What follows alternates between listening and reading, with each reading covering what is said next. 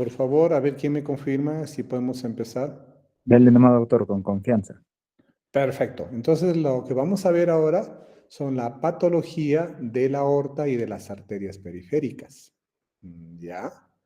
Ok, entonces recordemos que el corazón es la bomba que hace circular la sangre.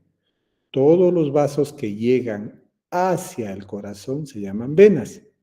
Por eso tenemos la vena cava superior y vena cava inferior que llegan a la aurícula derecha y las venas pulmonares que llegan a la aurícula izquierda. La arteria que sale del corazón del ventrículo izquierdo es la aorta, ¿ok? Y todos sus vasos son las arterias periféricas, ¿de acuerdo?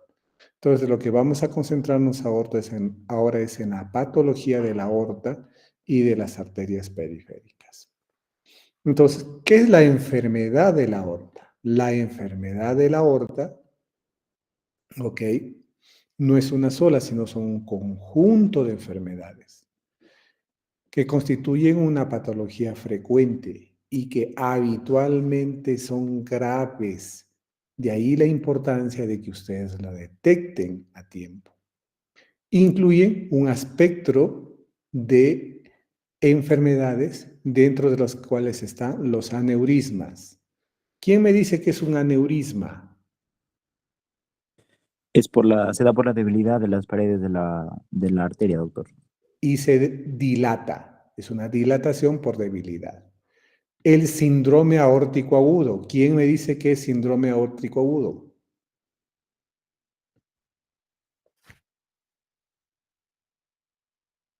Como hay un síndrome coronario agudo, también hay un síndrome aórtico agudo.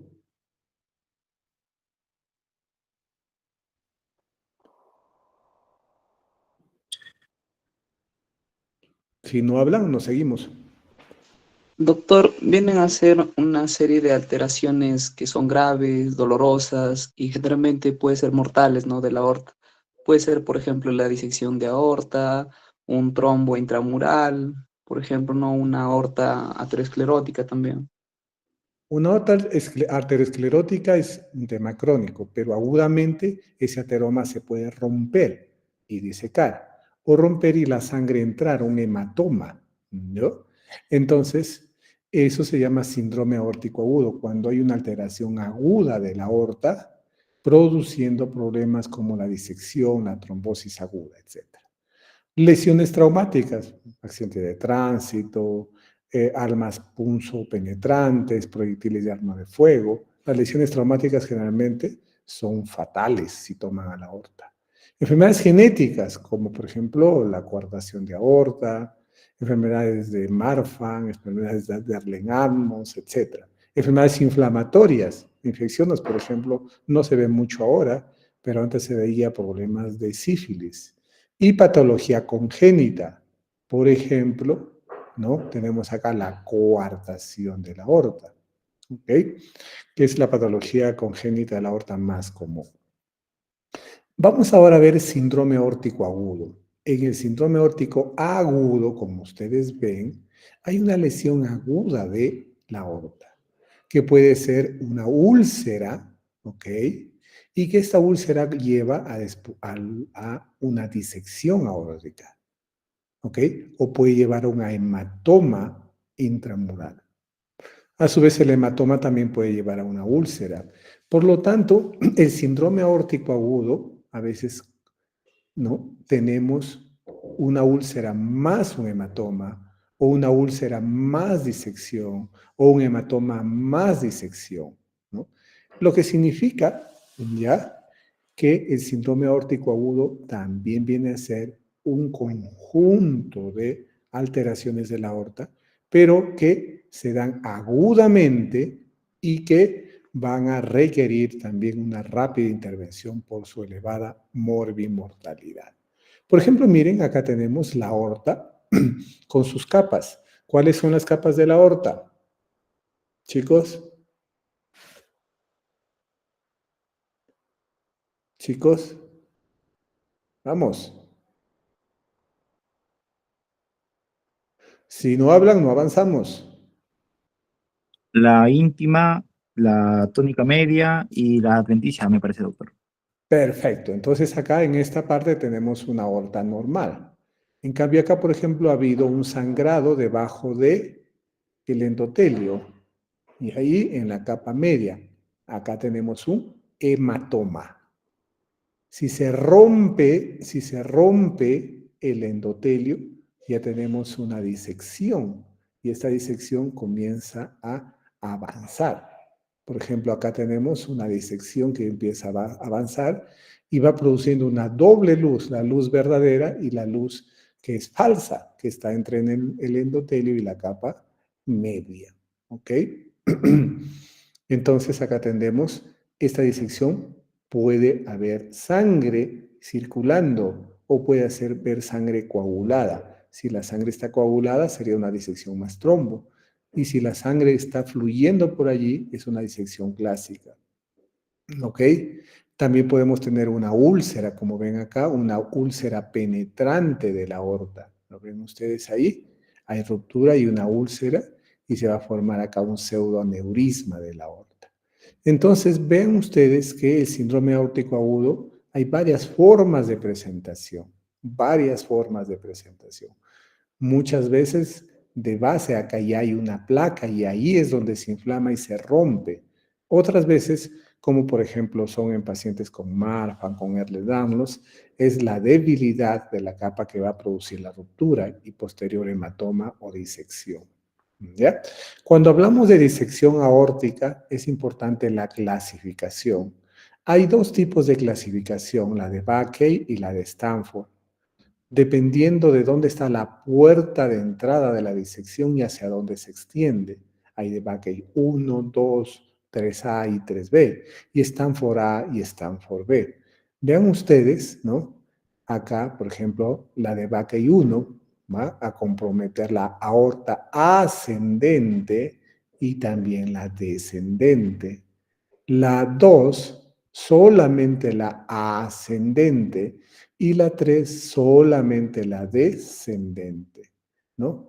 Y acá tenemos la Stanford A, que compromete aorta ascendente con o sin compromiso de la aorta descendente, ¿de acuerdo? Y Stanford B cuando compromete la aorta descendente. Todo lo que he dicho está aquí en este grafiquito que también les voy a pasar para que ustedes ya lo puedan tener. Es importante porque si toma la aorta ascendente, el tratamiento es quirúrgico. ¿Ok? Si toma la aorta descendente, el tratamiento es médico o con intervención y luego intervención, a veces sí o a veces no, con colocación de stent. Pero si toma la aorta ascendente, siempre es quirúrgico abierto. ¿Ya? Y cada día que pasa, cada hora que pasa, cada minuto que pasa, esto va avanzando y la probabilidad del paciente de sobrevivir es menor. ¿Cuáles son las manifestaciones clínicas del síndrome aórtico agudo de la aorta torácica? ¿Quién puede leer? Yo, Yo doctor. leo, doctor. Ya. ¿Eh? ¿Listo? A ver. Cuéntame. ¿Qué hay? Vamos. Dolor clínico y muy intenso. Laxante o Exactamente. desgarrador. Y en la zona interescapular. El paciente, ya ustedes han visto a alguien, así como un alien está desgarrando, así sienten los pacientes. Sienten un dolor, pero así muy intenso y desgarrador. Las complicaciones por la ruptura puede producirse por isquemia visceral o de las extremidades, o también por disección retrógrada hacia el arco aórtico.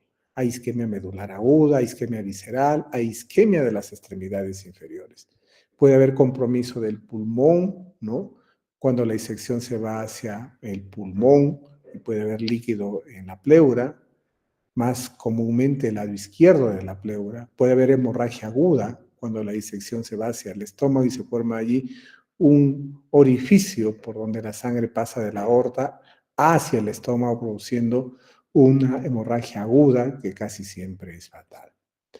Clínicamente, ¿cómo puedo sospechar de una sección aórtica? 1, dolor torácico intenso. 2, pulso diferente. Un brazo tiene el pulso alto y el otro bajito e imperceptible, porque dice CO es arteria. Y 3, engrosamiento aórtico en una radiografía de tórax, de aorta o mediastino. Si tienen las 3 variables, es casi seguro que tengan una disección aórtica. Por ejemplo, un varón de 70 años, hipertenso, diabético, no controlado, llega a emergencia con dolor torácico intenso, desgarrador, no le calma con nada, en ninguna posición, sudoroso, náuseas, vómitos, ¿ok? Le toman el pulso y la presión en el brazo derecho, no se palpa, qué raro, y en el brazo izquierdo la presión está a 160/70. Le toman una radiografía y ahí ven el mediastino ancho. Ok, esa es una disección aórtica. Recuerden ustedes que frente a un dolor torácico agudo, ¿qué es lo que lo puede matar a un paciente? ¿Recuerda? Para hacer el diagnóstico diferencial, chicos. Creo que vamos en orden nuevamente de lista. ¿Cuántos son en la lista, chicos? ¿Cuántos son? 56, doctor. 56. Ya, el delegado va a ayudar. El último de la lista, el 56. ¿En qué casos de dolor torácico agudo el paciente puede estar con peligro de perder la vida? Vamos. ¿En qué caso? ¿Puede ser un infarto, doctor? En un infarto. Muy bien. Síndrome coronario agudo. 2. Embolismo pulmonar, doctor. Exacto. Disección aórtica, embolia pulmonar. Entonces, 1, síndrome coronario agudo. 2, disección aórtica. 3, embolia pulmonar. 4, ¿qué más te puede matar?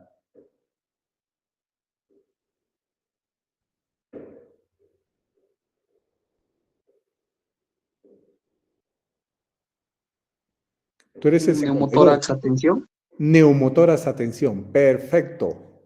Entonces tienes que saber identificar. Y por último, taponamiento cardíaco. ¿Ya? Muy bien. Ok, entonces cuando nosotros queremos hacer una prueba que nos identifique si hay un síndrome aórtico agudo, hay que hacer una ecografía transesofágica o una tomografía o una resonancia, ¿ya? Cuando pensamos disección. Cuando pensamos un hematoma, más nos ayuda la resonancia, pero también la ecografía y la tomografía. Cuando hay una úlcera penetrante aguda, la tomografía y la resonancia son la elección. Vean ustedes aquí. Y cuando hay compromiso de ramas viscerales, pues definitivamente la tomografía y la resonancia ayudan. Por ejemplo, ¿qué vemos acá?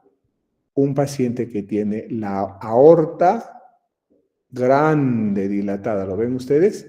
Y el mediastino ancho, ¿lo ven o no lo ven? ¿Sí? ¿Sí? Acá ve la aorta dilatada, ¿ven? Y el mediastino ancho, ¿ok? Esto vemos un paciente con dolor torácico y disección aórtica. Miren la tomografía, ¿ok? Vamos a ver la tomografía aquí. ¿Ya? Aquí hay 2 puntos donde está la disección y hay una doble luz aquí. ¿Ven? ¿Ya? Y aquí tenemos también la tomografía. Vean ustedes aquí cómo se ve una doble luz. Esta es la aorta descendente que está delante de la vértebra, ¿no? Vean ustedes una doble luz y al centro un flap, le llamamos nosotros. Es el endotelio desprendido. ¿Cuál será la luz falsa y cuál será la luz verdadera? Ahí no lo vemos. Tendríamos que seguirlo para ver dónde está el punto de entrada. Muy bien. La tomografía pues tiene una alta sensibilidad y especificidad en casos de disección aórtica. La resonancia también, esa sí ya es una visión mucho más clara de la aorta y puede llegar a tener una especificidad hasta del 100%. Miren, esto es una rezo, ¿lo ven? Acá tenemos, aquí está el punto de la disección, ¿lo pueden ver? ¿Ok? Está comprometida inclusive esta rama de acá. Y aquí el contraste pasa un poquito, ¿no? Porque si no pasara nada sería un hematoma, pero acá sí pasa por acá un poquito y es una disección, ¿ok? Que compromete la aorta descendente, no la aorta ascendente, ¿no? ¿Qué clasificación será? Según Stanford, según de Bakay. ¿Se acuerdan ustedes o no? ¿Ah? ¿Se acuerdan o no se acuerdan? Nadie se quiere acordar. Una A, doctor, de Stanford. ¿Ya? ¿Y de Bakay? Una, dos. ¿Ok? Descartar. ¿Quiénes son esas decisiones? Descartar. ¿Ok? Vamos para acá, para que no se queden con la duda. ¿Lo ven? Está comprometida acá. Es una de Bakay 3 y un Stanford B. ¿Lo ven ustedes o no? Solo compromete aorta descendente. Aquí está. ¿Lo ven o no? ¿Sí o no? ¿Ok? ¿Sí? Estamos ahí. Y acá lo vemos en eje corto. Miren, acá está el flap, que es el endotelio, y tenemos la doble luz. Hay un hematoma también, donde no entra el contraste es hematoma y donde sí entra el contraste es la disección. ¿Ven ustedes? Hay un hematoma más disección. Miren, este es el arco aórtico, que también está disecado, ¿no? Este es el corazón. ¿Ven? Aquí está el punto de entrada, en el arco aórtico. ¿Sí lo pueden ver, chicos? ¿Sí? ¿Sí o no? Sí, Hablen. doctor. Perfecto. Entonces vamos a darles ahora un caso clínico. A ver, ¿quién lee el caso clínico? 50 de la lista. ¿Quién es?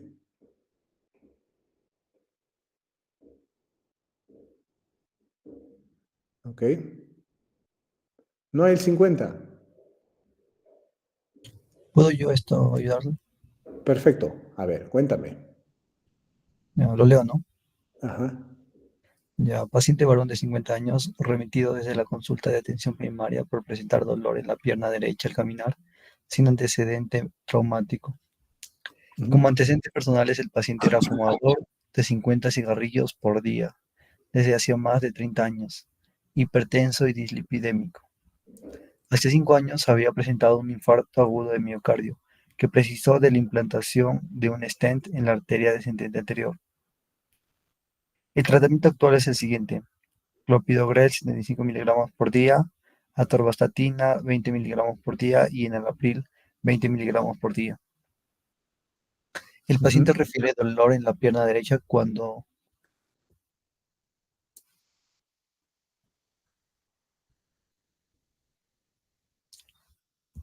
se fue o es mi internet, doctor. No, sí se fue, ya hizo un... Y dejó de presentar, hermano. Doctor,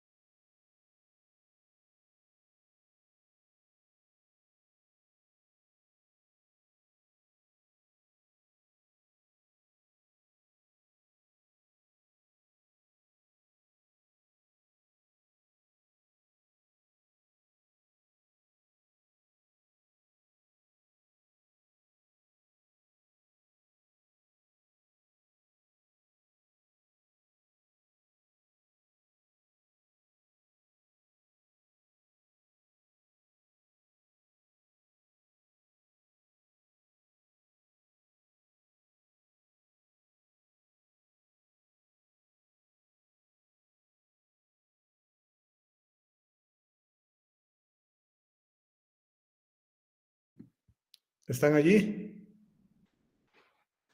Sí, doctor. Hubo un Solo problema que se de dejó conexión. de presentar. Muy bien. Ok. Muy bien. Confirmen si se ve bien y confirmen el audio. Sí, doctor, Todo ya bien, se ve doctor. bien y sí se escucha. Perfecto. Nos quedamos que el paciente tenía dolor en la pierna derecha cuando caminaba y forzaba la marcha. Continúa, por favor. Ya.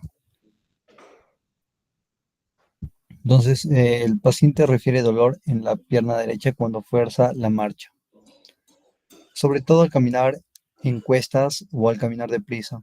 El dolor comenzó a advertirlo 6 meses antes de la consulta y era cada vez más frecuente en las situaciones anteriormente mencionadas y limitante para la calidad de vida del paciente. El dolor lo refiere casi siempre en la región gemelar de la pierna derecha. Si bien ocasionalmente, sobre todo si fuerza mucho la marcha, se extiende más proximalmente a la cara anterior del muslo y a la zona del glúteo.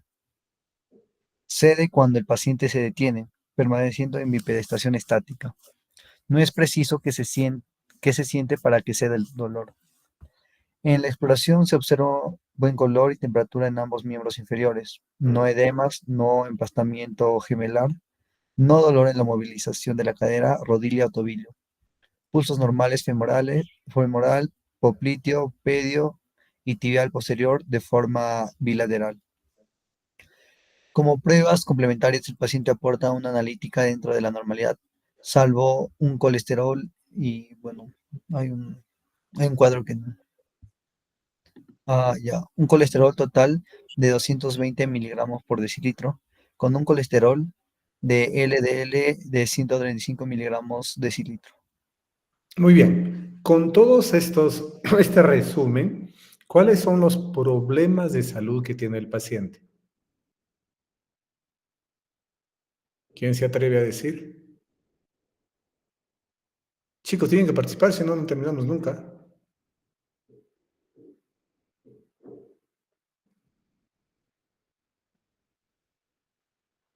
Nadie. El número 5 de la lista.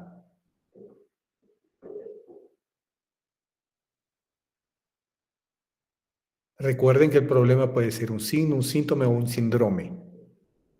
Ya les ayudé. ¿Qué problemas tiene? ¿No hay el 5 en la lista? Doctor, ¿puede ser la claudicación intermitente por Muy enfermedad arterial bien, periférica? muy bien. Entonces, el problema de salud puede ser, si quieres dolor nada más, dolor en la pierna, pero si es dolor al caminar ya es claudicación, porque el dolor al caminar se llama claudicación intermitente. Otros problemas de salud son que tiene hipertensión, que tiene dislipidemia y tiene también enfermedad coronaria crónica, ¿de acuerdo? ¿Ok? Pero el problema principal por el que viene el paciente es la claudicación. Entonces, frente al dolor tipo claudicación, entonces nosotros vamos a plantear hipótesis. ¿Cuáles serían las hipótesis? ¿Cuáles serían las Enfermedad hipótesis? arterial periférica.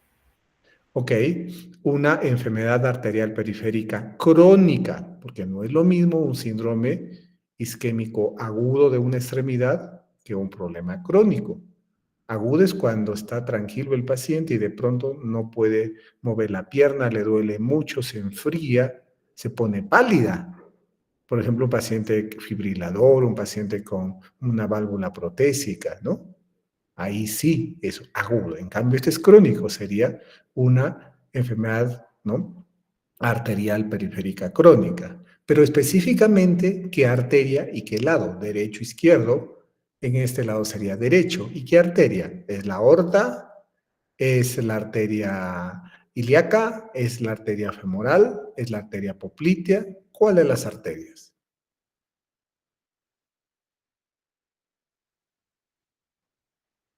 La tibial posterior, quizás. No, vamos a ver, ¿ok? ¿Y qué exámenes pedirían para poder decir si está bien lo que estoy pensando o no está bien lo que estoy pensando? Ecodoppler, Un ecodoppler, muy bien, ¿qué más? índice tobillo-brazo. Índice de brazo-tobillo es parte del examen, muy bien, ¿qué más? Angiotem, Un angiotem, ¿ok? Probablemente después del ecodoppler, ¿qué más? Arteriografía. Una arteriografía generalmente después del angiotema, ¿ok? Ojo, nunca se queden con una sola hipótesis. Hay que ver diagnósticos diferenciales, por ejemplo, ver que el dolor no sea articular de la cadera, que el dolor no sea neuropático, etc. ¿Ya?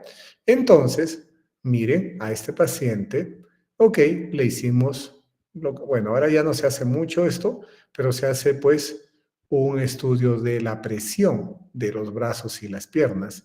Y vemos que la presión en la pierna derecha, como vemos aquí, ¿ok? Baja a nivel de muslo, pantorrilla o juego popliteo y abajo en la zona del tobillo. Hacemos la tomografía y vean ustedes en la tomografía que hay una obstrucción. ¿Lo ven? Y luego se hace la arteriografía y vemos acá la obstrucción. Entonces ahora sí, nosotros ya confirmamos que es una oclusión, ¿no? Suboclusión realmente, porque no está totalmente tapado. Es una enfermedad arterial periférica, es una aterosclerosis avanzada con una obstrucción severa de la arteria. ¿Qué arteria es esa?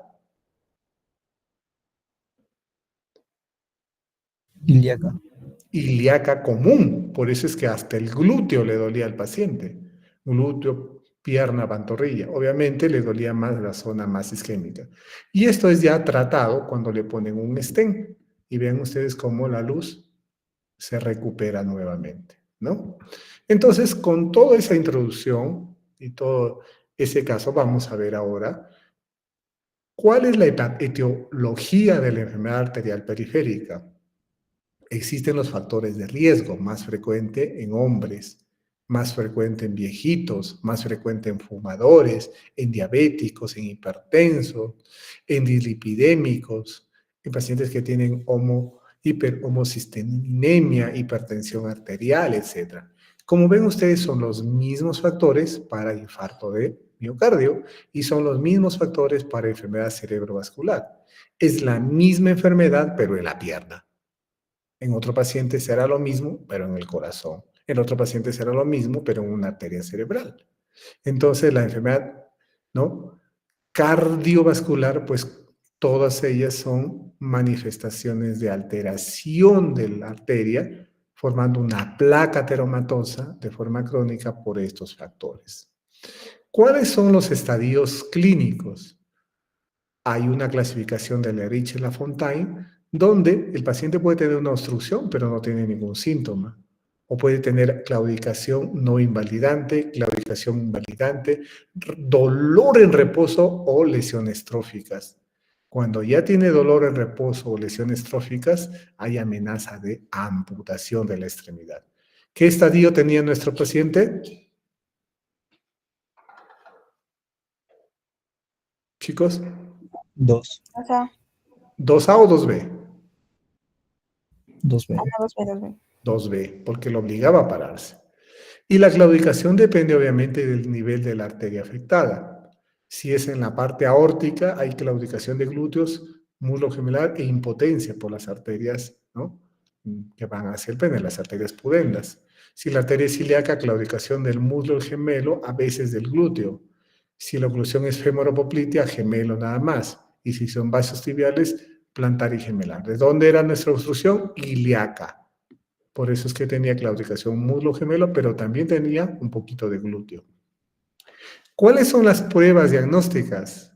Lo que ustedes me decían, índice brazo-tobillo, la pletismografía, que es la presión con una máquina especial de brazos y piernas, la angiotomografía, la arteriografía, pero antes de eso, la ecodoppler, que debería entrar más o menos por aquí, en este sitio, ¿no? Miren, acá tenemos nosotros el índice brazo-tobillo. Tomamos la presión en el brazo y tomamos la presión en el tobillo. Y no debe haber una diferencia mayor de 0.8 en relación. Ojo, la toma de la presión en el brazo y el tobillo no es en estetoscopio, sino es con un Doppler. Parecido, es como un lapicerito y parecido el que utilizan para los latidos cardíacos fetales. Insuflas, insuflas, insuflas. ¿no? Desaparece el sonido, sigues insuflando y luego comienzas a bajar poquito a poquito. Brazos y piernas, y tienes ahí el índice, brazo, tobillo. ¿Ok? Acá tenemos una maquinita, y obviamente más sofisticada, que ve las presiones y las ondas en la pierna derecha y en la pierna izquierda. Esta es la pletismografía. Nosotros no hacemos aquí de frente, nos vamos a ecodoppler, ¿no? Pero aquí, por ejemplo, en la pierna derecha vamos a ver cómo la presión está bajita en la arteria tibial, ¿no? En la arteria también, en la arteria popltea también. El ecodoppler lo que va a ver es una disminución de la luz del vaso, y cuando pone el Doppler vamos a ver una aceleración de la velocidad en este punto, y posteriormente a ese punto una onda monofásica, ¿no? Así, de esta forma. Lo normal es tener una onda trifásica, sístole, luego un poquito de diástole y luego otra ondita más, por eso se llama trifásica. Cuando hay obstrucción, ¿ok? Hay una aceleración marcada, y después de la obstrucción hay una onda chiquitita, ¿no? Monofásica. Esto es en el Doppler.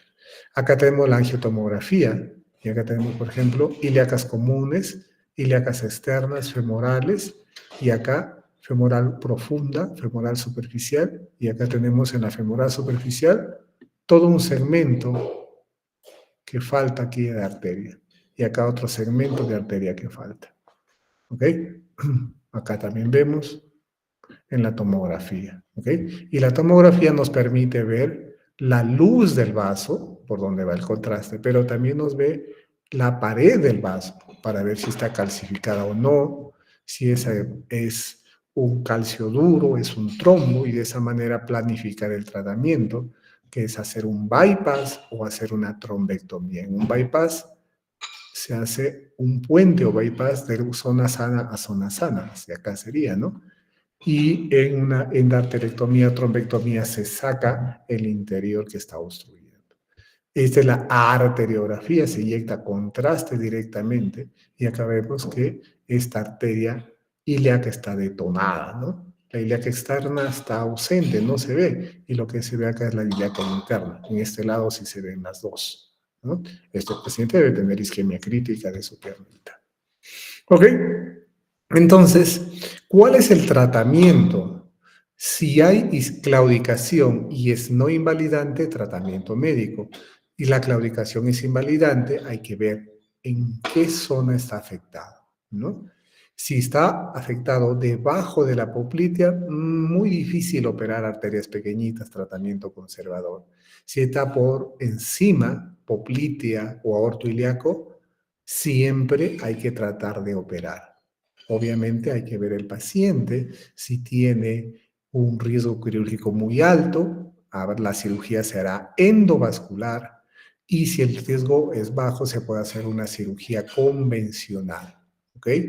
Las opciones son, obviamente, por dentro ir con un cateterismo o ir abierto. Por dentro se llama endovascular y por fuera abriendo se llama cirugía convencional, ¿ok? Si hay isquemia crítica, o sea, dolor en reposo o úlcera, este paciente tiene que ir a una cirugía de revascularización. ¿Ok? Entonces, en las cirugías de revascularización puede ser con catéter por dentro de la arteria, inflando con balones y poniendo stents, o cirugía abierta sacando el trombo, sacando la placa o haciendo bypass.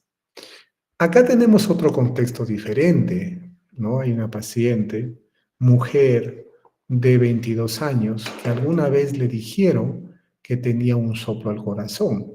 Últimamente ha tenido palpitaciones, se cansa un poco, no puede dormir bien, y de pronto viene a emergencia porque la pierna izquierda está fría, muy dolorosa, pálida. ¿Qué pasó entonces ahí? ¿Quién me dice qué pasó? ¿Qué pasó? Nadie, otra vez silencio. Una tromboembolia. Exactamente, una embolia. El trombo se formó en el corazón, probablemente tiene una estenosis mitral por reumática, ha hecho fibrilación y se ha formado un coágulo, y este coágulo salió y ¡plum!, se atracó en la arteria femoral. Eso sería una embolia. Por otro lado, tenemos un paciente viejito de 70 años, hipertenso, diabético, fumador, que no recibe su tratamiento, colesterol alto, y de pronto su pierna igual se pone fría y pálida, ¿no? Y no lo puede mover y con mucho dolor. En este caso sería una aterotrombosis. O sea, tenía un ateroma y sobre ese ateroma, lo mismo que sucede en un síndrome coronario agudo, se rompe la placa y se forma un coágulo y termina tapando por completo la arteria. Este caso es agudo y si es agudo hay que actuar en horas, porque si no actuamos en horas, la pierna se va a perder o el brazo. Entonces, sospechamos de una aterotrombosis en pacientes que tienen aterosclerosis, ¿no? Y son pacientes, pues, diabéticos, hipertensos, fumadores. Y sospechamos en una embolia en pacientes que tienen problemas cardíacos, principalmente fibrilación auricular, otras causas, infarto con un trombo, endocarditis, mixomas, etcétera, etcétera. Pero básicamente son las trombosis, aterotrombosis y las embolias. Puede haber otras causas también como traumáticas, por ejemplo, en una luxación de rodilla, hay traumáticas,